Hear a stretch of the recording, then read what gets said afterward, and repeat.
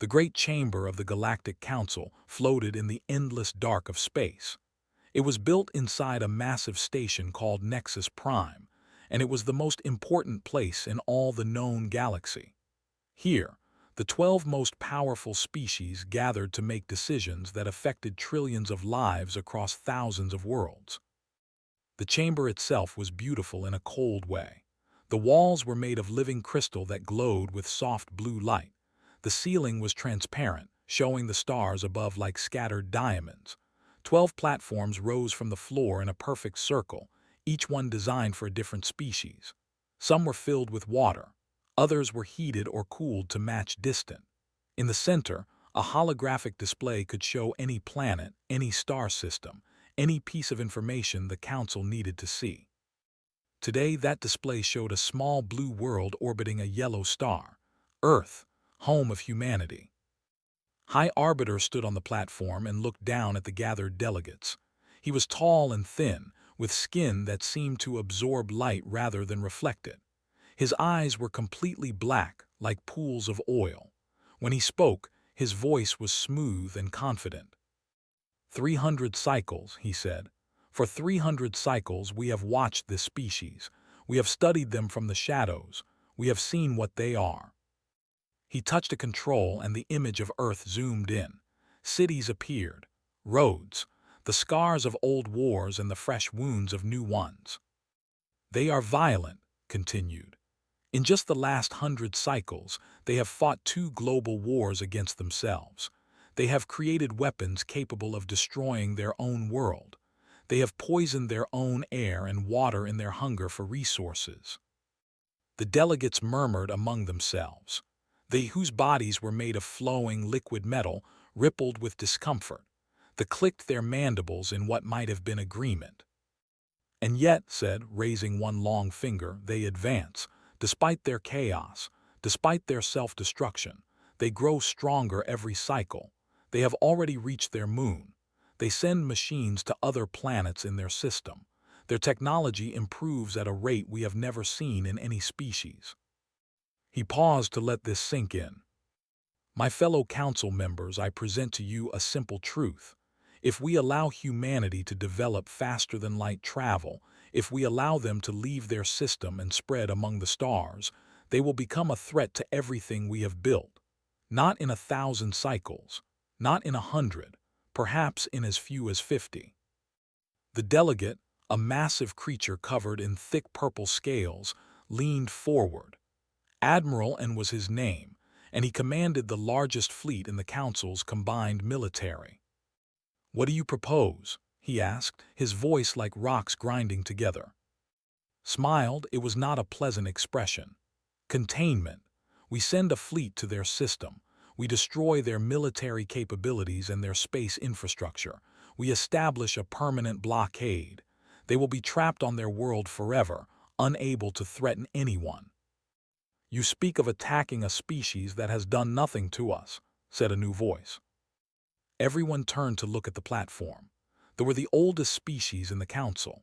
They had been traveling between stars when most other species were still learning to use fire. Their delegate was called Elder Eth, and she was ancient even by standards. Her skin was wrinkled and her 4 eyes were clouded with age, but her mind was still sharp. They have done nothing to us yet, replied. That is precisely the point. We act now while they are weak so that we never have to face them when they are strong. I have lived a very long time, Elder Eth said slowly. I have seen many species rise and fall. I have read the oldest records of my people, records that go back further than any of you can imagine. And I tell you this, what you are proposing is not wise. His black eyes narrowed. With respect, Elder, wisdom sometimes means making difficult choices for the greater good. You misunderstand me, Eth said. I am not speaking of morality, I am speaking of survival. My ancestors once encountered a species similar to humanity, violent, adaptable, relentless. They thought, as you do, that it would be better to strike first. She paused, and when she spoke again, her voice was heavy with old grief. That war lasted 2,000 cycles. It nearly destroyed both species. We won, but only barely, and the cost haunted my people for 10,000 years after. Some wounds never truly heal. Times are different now, the delegate clicked. Our technology is far superior. Our fleet is the most powerful force in the galaxy. These humans have nothing but chemical rockets and primitive satellites. The species my ancestors fought said similar things, Eth replied. They were wrong. Humans are not like us. They do not think like us. They do not fight like us. If you wake them as enemies, you may find that they are far more dangerous than you imagine. Waved a hand dismissively. The elder speaks from fear and old memories. I speak from facts and logic. Shall we vote? The vote was quick. 11 species raised their agreement. Only the abstained. Then it is decided, announced. We will dispatch the combined pacification fleet to the Sol system. 200 warships from 6 species, armed with the finest weapons in the galaxy. Admiral and will command the operation. The Admiral rose to his full height, nearly 3 meters of muscle and armored scales. It will be done. I estimate the operation will take no more than 1 standard day. The humans will surrender once they see our power. If they do not, we will force them to. The council session ended and the delegates returned to their ships and their worlds.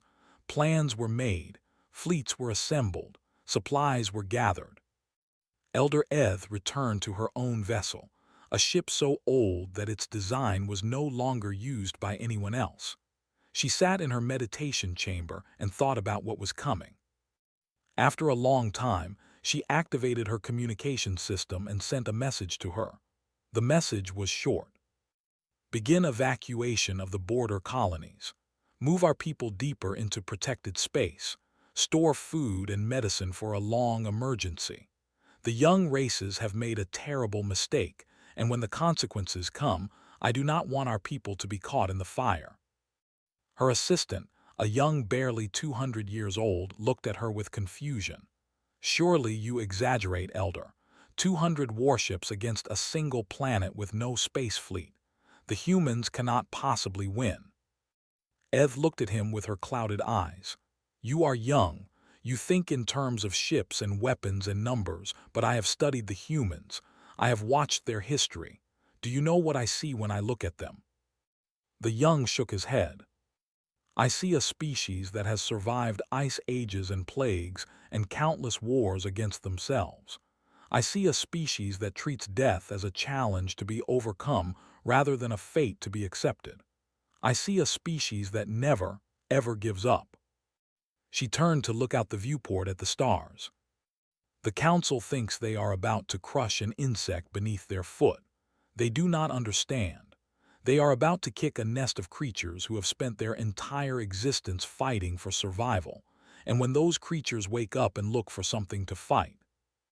She did not finish the sentence. She did not need to. Far across the galaxy, the combined pacification fleet gathered and prepared to jump toward a small blue world that had never asked for war. They were sure of their victory. They were very, very wrong. The combined pacification fleet dropped out of hyperspace beyond the orbit of Mars. 200 warships appeared in a flash of twisted light, their hulls gleaming with advanced alloys that humanity had not yet discovered. Plasma cannons charged with energy that could melt mountains. Shield generators hummed with protective force fields that could stop nuclear weapons. Admiral and stood on the bridge of his flagship, the Eternal Judgment. He was surrounded by screens showing tactical data and communication feeds from across the fleet. Everything was going according to plan. Begin scanning the system, he ordered. Find their military installations and orbital defenses. His officers worked quickly. Within minutes, they had their answer. Admiral, the sensor officer reported with obvious confusion, we detect no orbital defenses, no space stations with weapons, no fleet.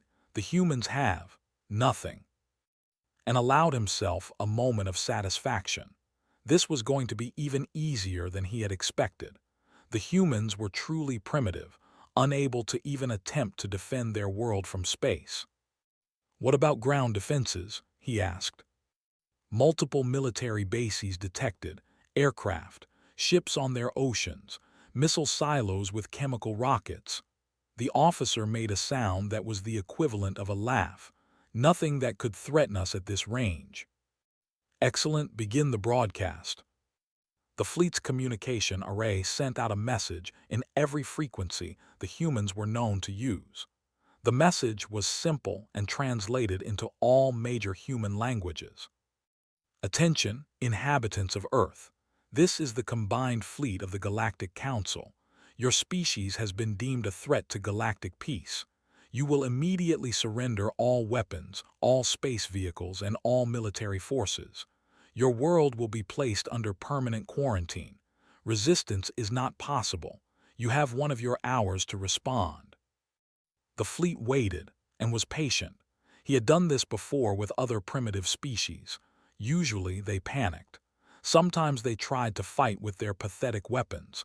Sometimes they surrendered immediately. Either way, the result was always the same. 1 hour passed. No response came from Earth. Perhaps their communication technology is too primitive to receive our message, one officer suggested. Or perhaps they are arguing among themselves about what to do, and replied. Send the message again. Give them another hour. I am in no rush. The second message was sent. Again they waited. Then something strange happened. The communication officer frowned at his display. Admiral, I am detecting unusual signals from the planet. They are interfering with our frequencies. What do you mean, interfering? It appears to be intentional jamming, Admiral, but that should be impossible. Their technology is not advanced enough to. Static exploded across every communication screen on the bridge, and roared with surprise as his displays flickered and died. What is happening? We are being jammed, the communication officer shouted. Somehow the humans are blocking our signals. I cannot reach the other ships. Before N could respond, the sensor officer screamed a warning. Missile launch detected, multiple launches from the planet's surface, from their moon, from his voice cracked with disbelief. Admiral, there are thousands of them. And rushed to the viewport. Through the transparent metal, he could see the distant blue dot of Earth, and rising from it like a swarm of angry insects were tiny points of light. Thousands upon thousands of them, climbing through the atmosphere and racing toward the fleet. Impossible, he breathed. They were supposed to have primitive chemical rockets. These are. They are moving at speeds our intelligence never predicted, the sensor officer reported. Impact in 12 minutes. And found his voice. All ships activate point defense systems, destroy those missiles. The fleet came alive with energy. Laser turrets tracked and fired. Plasma cannons swept across space. The human missiles began to die by the hundreds, exploding in bright flashes against the darkness. But there were so many of them. For every missile destroyed, 10 more kept coming, and the humans, it seemed, were not stupid. The first wave of missiles did not try to hit the ships directly. Instead, they exploded at calculated distances, releasing massive clouds of debris. Millions of tiny tungsten fragments spread across space like a deadly fog. Then came the electromagnetic pulses, weapons designed specifically for space warfare, frying sensors and communications. 3 ships collided with each other, their navigation systems blinded by the pulse. A 4th ship flew directly into a cloud of tungsten fragments and emerged trailing fire and atmosphere. They knew we were coming and realized with horror. They have been preparing for this. The second wave of missiles was different. These ones carried nuclear warheads, and they were faster, smarter, harder to track. They wove through the debris clouds that the first wave had created, using the interference to hide from the fleet's weapons. The first nuclear explosion vaporized a cruiser instantly. The second crippled a destroyer. The third struck the shields of a battleship and, impossibly, punched through. Our shield should have stopped that, someone screamed. They have adapted their weapons. another voice said, shaking with fear. The second wave has different frequencies than the first. They are learning from each attack. And stared at the chaos around him. This was not possible. The humans had been observed for 300 cycles. Their technology was supposed to be primitive. They were supposed to be helpless. But the missiles kept coming. And worse, new contacts were appearing on the damaged sensors. Admiral, we are detecting ships launching from multiple locations.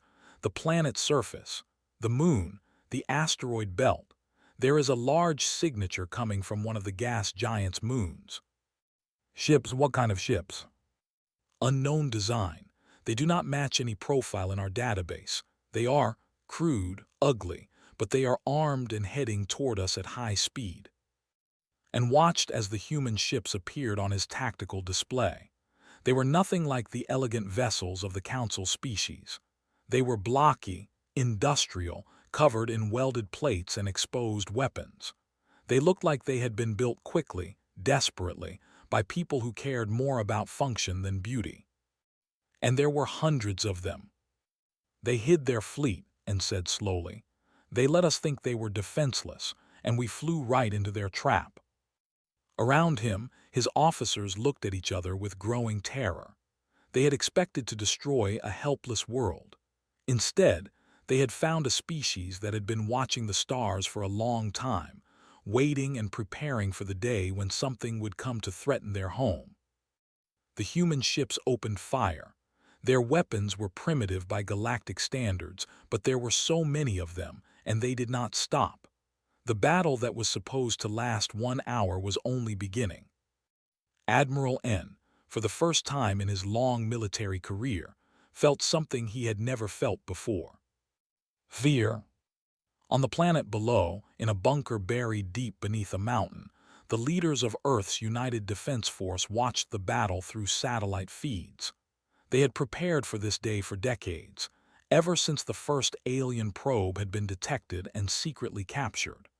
They had built their hidden fleet, designed their weapons, and waited.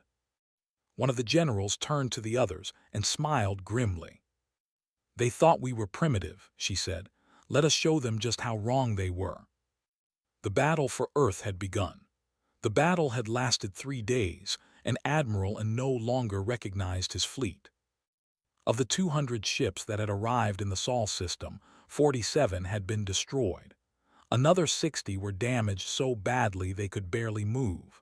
The humans had lost ships too, hundreds of them, but they did not seem to care. For every ship they lost, 2 more appeared from hidden bases throughout the system. And stood on his damaged bridge, surrounded by the smell of smoke and the sounds of emergency repairs.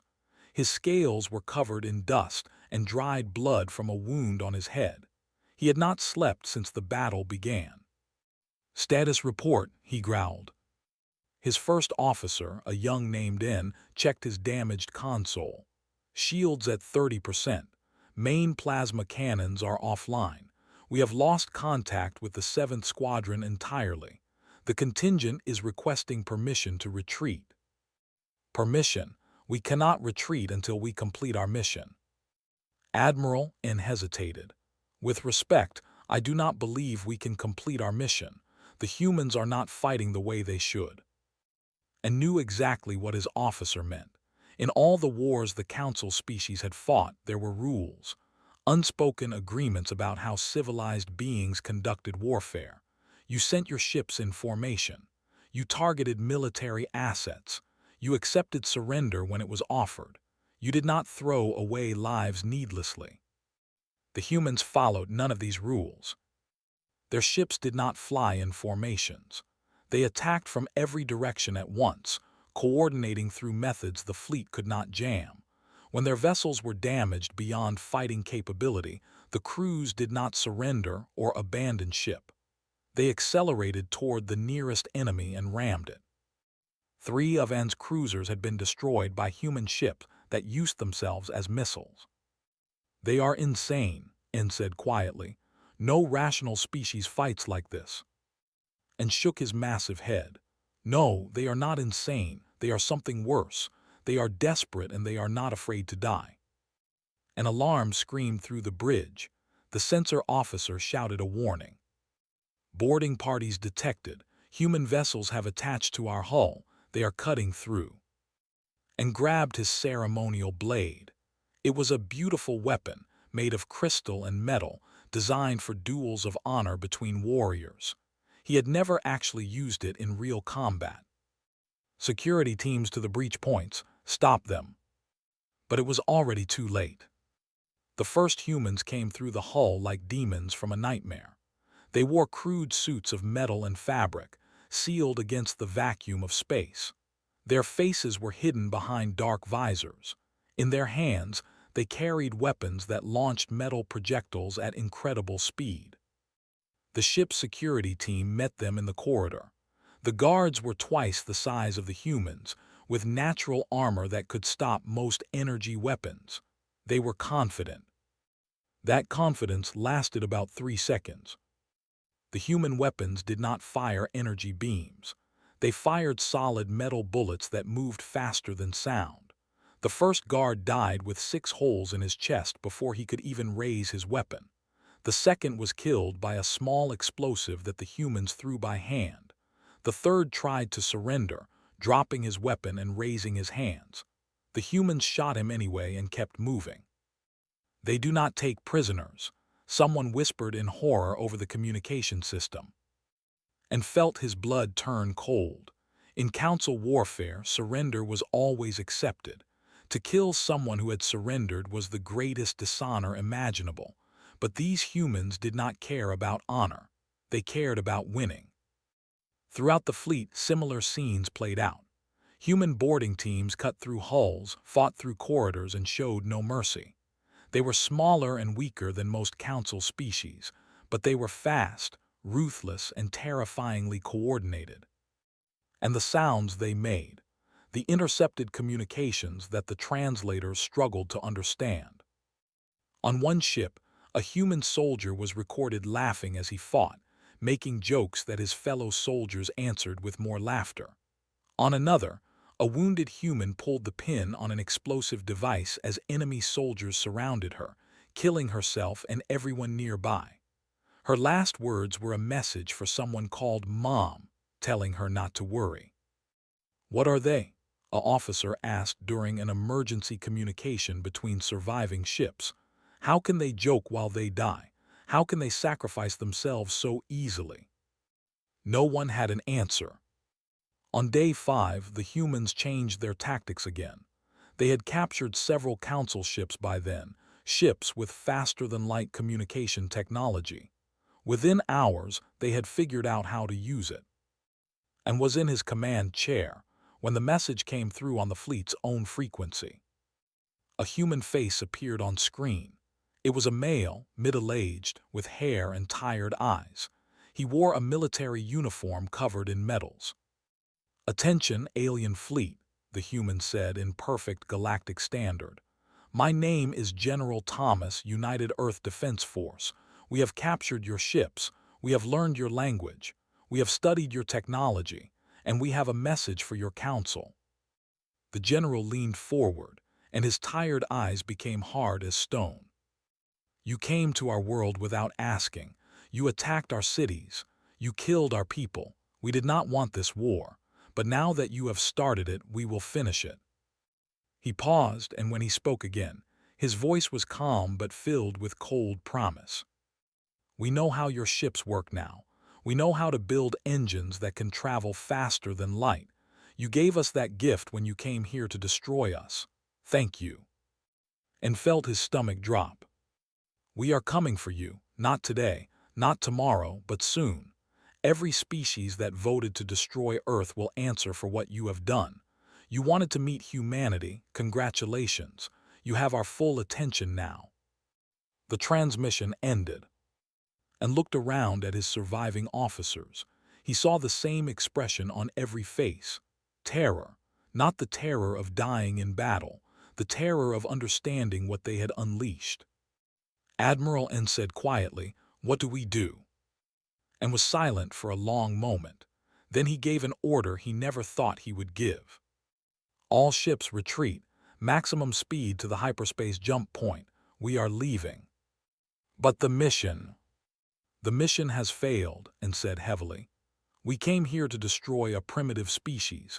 Instead, we have awakened something terrible. The Council must know. They must prepare. The surviving ships of the combined fleet turned and ran. They fled the Sol system at maximum speed, chased by human ships that followed them like hungry wolves. Of the 200 ships that had come to conquer Earth, only 23 would make it home. Admiral N would not be among them. His flagship was caught at the edge of the system, surrounded by human vessels. He fought to the end, but it was not enough. His last transmission was a warning to the Council. We made a terrible mistake. May the stars forgive us. Then his ship exploded, and the humans moved on to their next target. The war had just begun. The 23 surviving ships of the combined fleet scattered across 3 different star systems as they fled from Sol. They thought they were safe. They thought the humans could not follow them. They were wrong. Commander of the destroyer Void Whisper was the first to detect the impossible. Her ship had jumped to a supply station in the territory, nearly 40 light-years from Earth.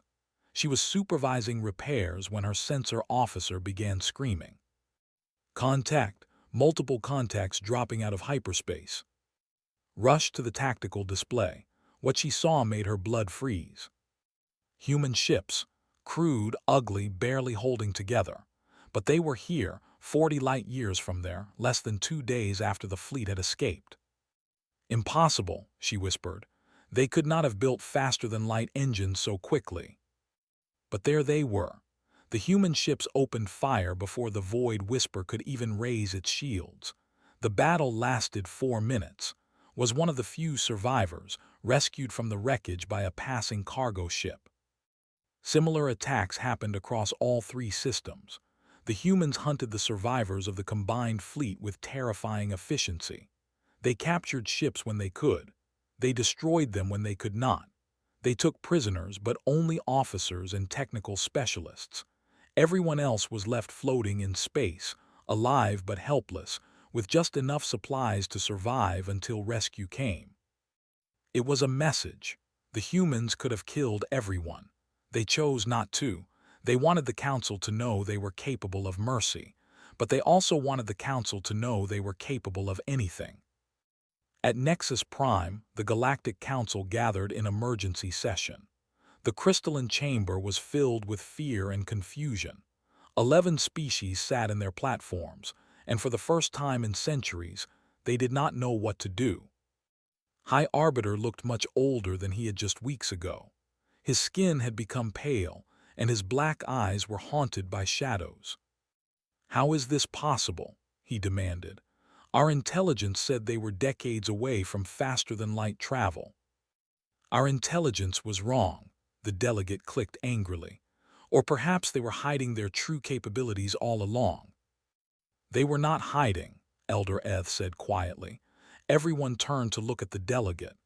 "Their technology was exactly as primitive as we believed, but we made a mistake. We gave them samples of our technology when we sent our fleet." "What do you mean?" "Every ship they captured, every piece of debris they collected, every weapon they recovered from our dead. They studied it all. They learned from it. They adapted it to their own needs." Eth's old eyes were sad. "My ancestors recorded similar events during our ancient war. The species we fought did the same thing. They learned from us faster than we could believe possible." "How fast?" someone asked. "Our engineers estimate that the humans reverse-engineered our hyperspace engines in approximately 72 of their hours," an analyst reported. "They built their own version in another 100 hours. It is inefficient and dangerous, but it works." The chamber fell silent. 72 hours. 3 days to understand technology that had taken most council species centuries to develop. "What do we do now?" the delegate asked. Without Admiral N, the mighty fleet was leaderless and confused. Before anyone could answer, every communication system in the chamber activated at once. Every screen, every speaker, every holographic display suddenly showed the same image. A human female stood in front of a blue flag with white stars. She was middle-aged, with dark hair going at the temples. Her eyes were calm but hard. She wore formal clothing that suggested authority. "People of the Galactic Council," she said in perfect galactic standard. "My name is Secretary General Maria Santos of the United Earth Government. I am the chosen representative of 8 billion human beings." The delegates watched in stunned silence. 11 days ago, your fleet attacked our world without warning and without reason. You killed 23,000 of our people. You destroyed our satellites, our space stations, and our cities. You came to imprison our species on our own planet forever. She paused, and her expression did not change. "You failed." The image shifted to show footage of the battle, Council ships burning, human fighters weaving through defensive fire, soldiers boarding enemy vessels. "Your fleet is destroyed. Your survivors are our prisoners. Your technology is now our technology. In 11 days, we have learned more about the galaxy than we knew in all of human history. We know where your worlds are. We know how to reach them. We know how to hurt you." The footage ended, and Secretary General Santos reappeared. "But we have a choice to make. We could use what we have learned to bring war to your doorsteps. We could burn your worlds as you tried to burn ours. Some of my people want exactly that. They want revenge. They want you to feel what we felt." She took a deep breath. "I have decided against that course of action. Humanity has spent too much of its history destroying itself with vengeance and hatred. We will not repeat those mistakes on a galactic scale." The delegates began to murmur with relief. Perhaps there was hope. Perhaps the humans would show mercy. "However," Santos continued, and the murmuring stopped, "mercy is not the same as forgiveness. We will not pretend this attack never happened. We will not quietly return to our world and wait for you to try again." Her eyes seemed to look directly at each delegate in turn. "We are coming to Nexus Prime, not to conquer you, not to destroy you. We are coming to talk. We are coming to take our place among the stars that you tried to deny us." She leaned forward slightly. "You have 30 of your standard cycles to prepare for our arrival. When we come, you will receive us as equals. You will give humanity a seat on your council. You will listen to our demands." "And if we refuse?" shouted at the screen, even though he knew she could not hear him. As if she had anticipated the question, Santos spoke again. "Some of you may be thinking of refusing. Some of you may be thinking of gathering your fleets and trying to stop us before we reach Nexus Prime. I advise strongly against this." The image changed again. It showed a human fleet, not the crude ships that had defended Earth. These were bigger, sleeker, more advanced. There were hundreds of them, and more were being built in orbital shipyards visible in the background. "In 11 days, we built our first fleet. Imagine what we will build in 30. The image returned to Santos. "This is not a negotiation. This is a notification. We are coming whether you want us or not. You can receive us peacefully, or you can receive us as you received Earth. We advise the former." She straightened her shoulders. "One final thing. We know that one species abstained from the vote to attack us. We know the tried to warn the Council. To Elder Eth and the people, humanity extends its thanks and its friendship. You showed wisdom when others showed fear. We will not forget." Elder Eth bowed her head slightly, the only delegate in the chamber who did not look terrified. "To the rest of you," Santos concluded, "we will see you in 30 cycles. Make sure that seat at your table is comfortable. We intend to stay for a very long time." The transmission ended.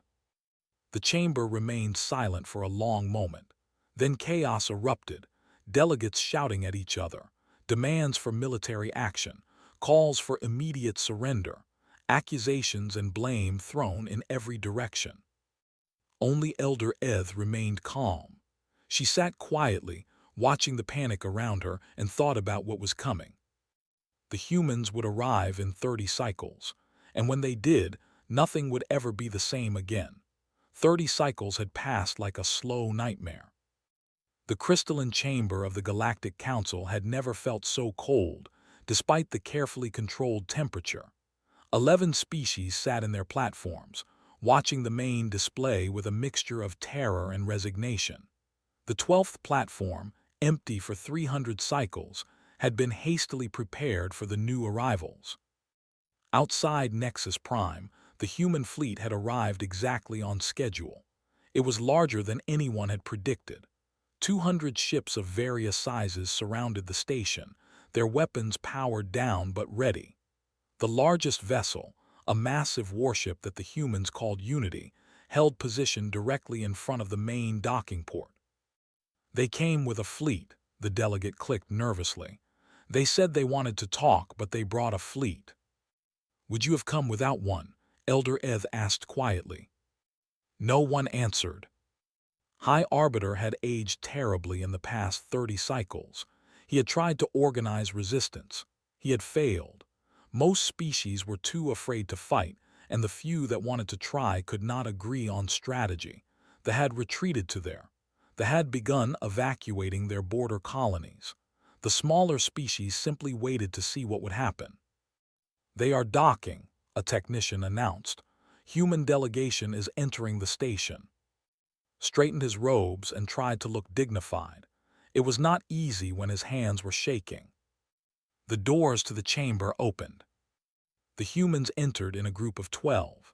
They were smaller than most council species, and their bodies looked soft and fragile. They had no natural weapons, no armor, no obvious adaptations for combat. Looking at them, it was hard to believe they had destroyed the greatest military force in the galaxy. But their eyes, there was something in their eyes that made even the massive delegate look away. The leader of the human delegation was a tall man with hair and a weathered face. He walked like someone who had seen too much death to be impressed by anything. Beside him was Secretary General Santos, and behind them came military officers, scientists, and diplomats. The haired man looked around the chamber slowly, studying each species, each platform, each detail. Then he spoke. "I am Ambassador James, representing the United Earth Government. Humanity thanks the Council for receiving us peacefully." His voice was calm and formal, but there was iron underneath it. "Shall we begin?" Found his voice.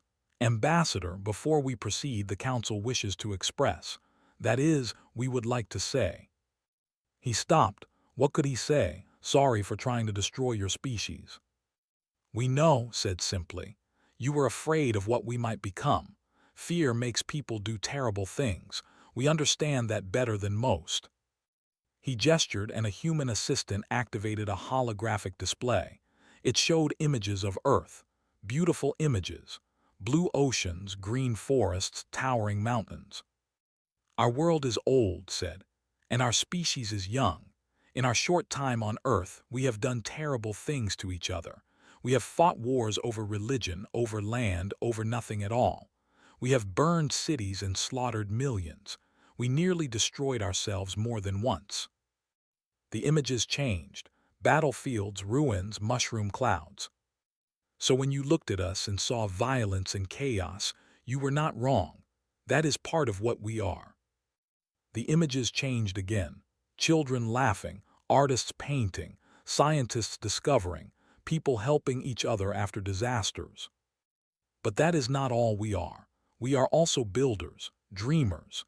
We take the worst situations and find ways to survive, to adapt, to grow. You tried to kill us, and instead you united us. For the first time in human history, every nation on Earth is working together. We have your attack to thank for that." He let the words hang in the air.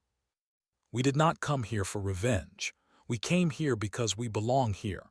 Humanity is part of this galaxy, whether you wanted us to be or not, and we are not going away." Secretary General Santos stepped forward and placed a data tablet on the central display. "These are our terms," she said. "Full membership in the Galactic Council with equal voting rights. Access to all non-military technology currently shared among member species. cultural exchange programs to help our peoples understand each other. And in return, the delegate asked nervously, in return, we will share our own knowledge. Our medical technology in certain areas is actually more advanced than yours. We have made discoveries in physics that your scientists may find interesting, and we will agree to abide by council laws and participate in council defense. The delegates looked at each other. These terms were reasonable, more than reasonable, really. After what had happened, they had expected much worse. There is one more thing, said, and his voice became harder. We want a formal apology, not for us, for the 23,000 people who died in your attack. Their names will be read into the council record. Every child who died, every family that was destroyed. The galaxy will know what was done to us and why. That is acceptable, said carefully. Is there anything else? Looked at him for a long moment. Then he smiled, though there was no warmth in it. Yes, we want a new law. From this day forward, no species may be attacked preemptively for what they might become. Fear alone is not justification for war. If this council had followed such a law, none of this would have happened. The vote was quick. Every species agreed. They had no choice and they knew it. Over the next several hours, the details were worked out. Treaties were signed. Hands were shaken, and other appendages were touched in the various greeting rituals of different species. The mood slowly shifted from terror to something like hope. Perhaps this would not be a disaster. Perhaps the humans would be reasonable partners. As the session ended and the delegates began to leave, Elder Eth approached Ambassador. She moved slowly, her ancient body creaking with age, but her eyes were still sharp. May I speak with you, Ambassador? Nodded and stepped aside with her. You could have destroyed us, Eth said quietly. Your rage was justified. Your species was attacked without reason, your people were killed, your world was threatened. By any measure of justice, you had the right to bring fire to our worlds as we brought fire to yours. Why did you show mercy? Was silent for a moment. He looked out the transparent wall of the chamber at the stars beyond. When I was young, he said finally, my grandfather told me stories about the wars he survived, terrible wars that killed millions of people. He fought in them. He lost friends, family, everything. He could have spent the rest of his life hating the people who took so much from him. He turned to face Ev. Instead, he helped rebuild. He worked with his former enemies to create something better. He told me that vengeance is a fire that burns the one who holds it as much as the one it is aimed at.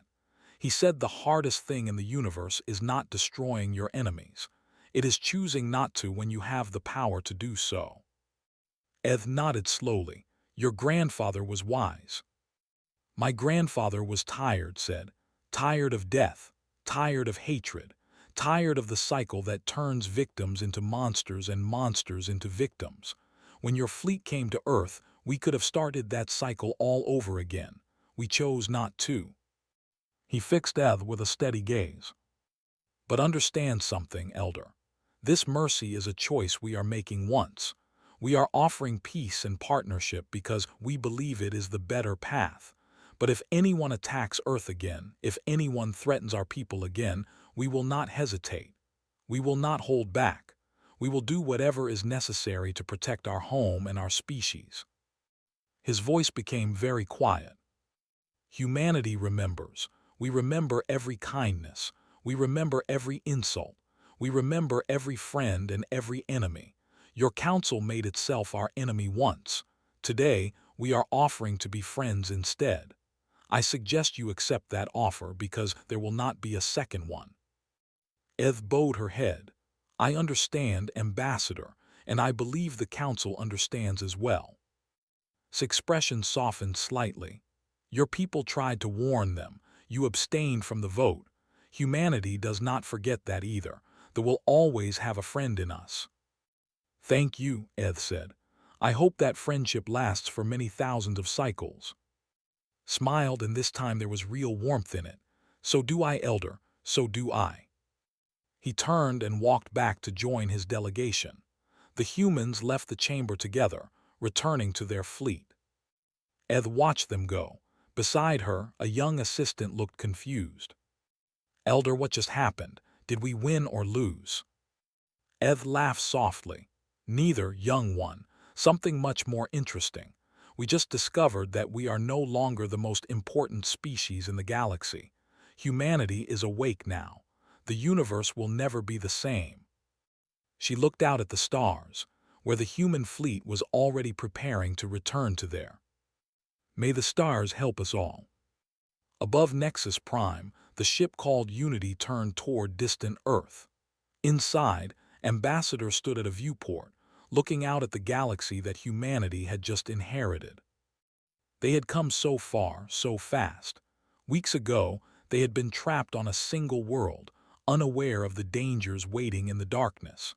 Now they were members of a galactic civilization, with access to technology that would transform their society. And yet felt no triumph, only responsibility. The galaxy was vast and full of wonders. It was also full of dangers, old grudges, and species who might not be as accepting as the Council had been forced to be. Humanity would have to be careful. They would have to be wise. They would have to be better than they had ever been before. But as looked out at the stars, he felt something he had not felt in a long time. Hoping. The future was uncertain, but for the first time, humanity would face it together, not as divided nations fighting over scraps of a single world, but as one people reaching for the stars. Whatever came next, they would be ready.